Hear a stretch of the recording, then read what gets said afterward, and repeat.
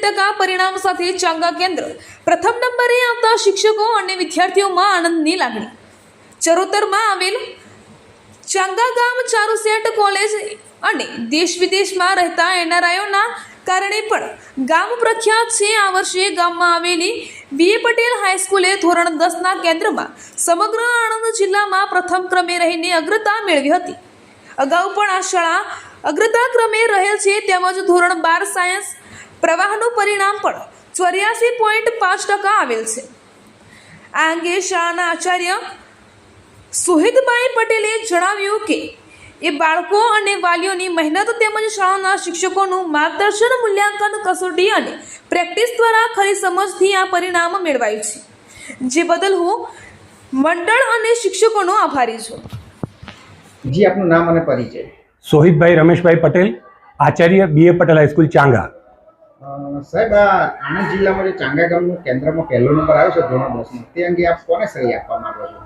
શ્રી ચાંગા કેળવણી મંડળના તમામ સદસ્યશ્રીઓ, મારો આખો જ સ્ટાફ, તમામ શિક્ષક મિત્રો, વિદ્યાર્થીઓ, વાલીઓ અને ચાંગા ગામના નાગરિકોને હું આ શ્રેય આપવા માગું છું. અમારી એક રણનીતિ 0 તાસ, ડાઉટ ક્લાસ અને પ્રશ્નપત્રો અને એના જવાબ લખાવવાની એ જે નીતિ છે એના કારણે વિદ્યાર્થીઓને વધારે લાભ થયો છે.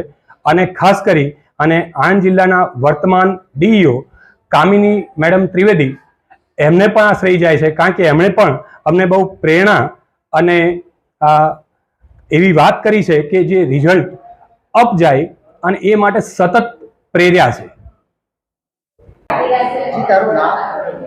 મારું નામ મોમીસુથા જાસ્મીન ઇરફાનભાઈ છે અને મારા 12માનો અભ્યાસ મેં બીએ પટેલ હાઈસ્કૂલ ચાંગામાં કર્યો છે અને મારા પર્સન્ટેજ 91.14% છે.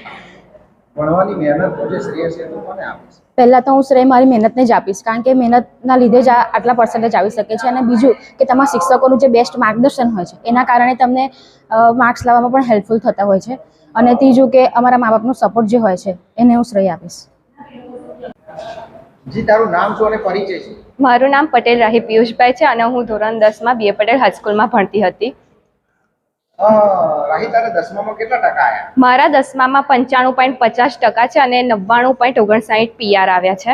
તો તારો આ ભણવાનો શ્રેય તું કોને આપીશ? હું મારો આ ભણવાનો શ્રેય મારા શાળાના શિક્ષકોને આપીશ, આચાર્યને આપીશ, મારા પેરેન્ટ્સ કે જેમણે મને ખૂબ જ સપોર્ટ કર્યો છે અને મહેનત પણ મારી વધારે કરાવવામાં મોટિવેશન આપ્યું છે, એટલે હું તે લોકોને શ્રેય આપીશ.